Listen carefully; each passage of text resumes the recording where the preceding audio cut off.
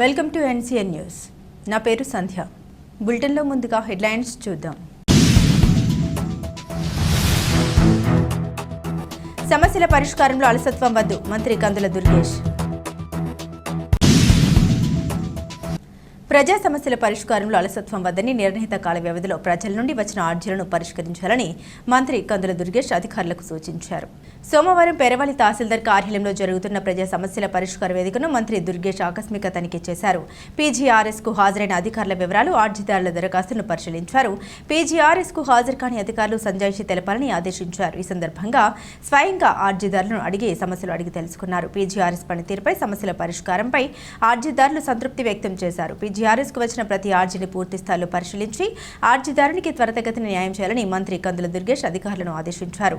ప్రజా సమస్యలపై నిర్లక్ష్యం వద్దని, ప్రతి సమస్యకు నాణ్యతతో కూడిన పరిష్కారం చూపాలని, అర్జీదారుల సంతృప్తి ధ్యేయంగా పనిచేయాలని ఈ సందర్భంగా మంత్రి దుర్గేష్ సూచించారు.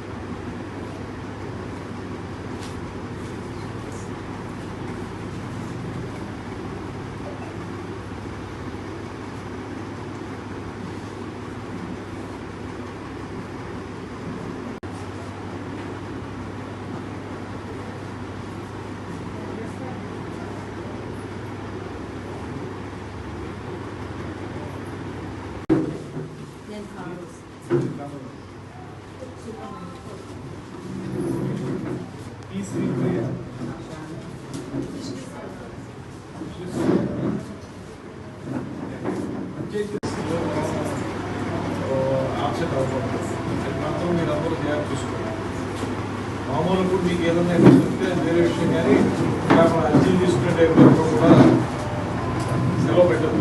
ఇప్పుడు వాళ్ళు చాలా ఆస్తులు వస్తారు, ఇక్కడికి వస్తే ఏదో సొల్యూషన్ దొరుకుతుందని ఆస్తులు వస్తారు. వాళ్ళు ఎవరు సెలవు పెట్టకండి, కొద్దిగా అందరూ ఇన్వాల్వ్ అవ్వండి, కంప్లీట్గా ఇష్యూ రిజాల్వ్ చేయడానికి ప్రయత్నించండి.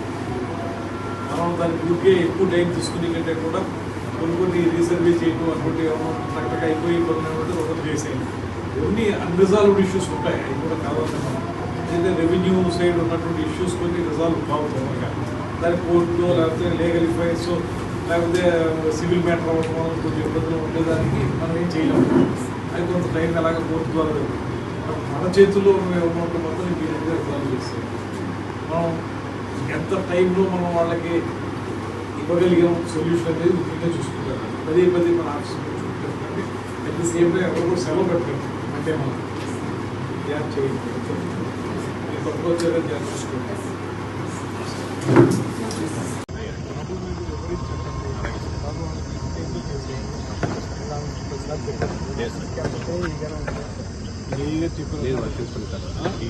బాధ్యత తీసుకుని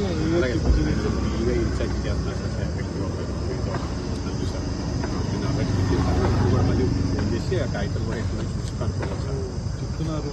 అయిపోతుంది, చెప్పింది కూడా అయిపోవాలి. అయిపోలేదు నాకు ఇన్ఫార్మ్ చేయండి. మా ఆఫీస్లో 20 లక్షలు చెప్పండి.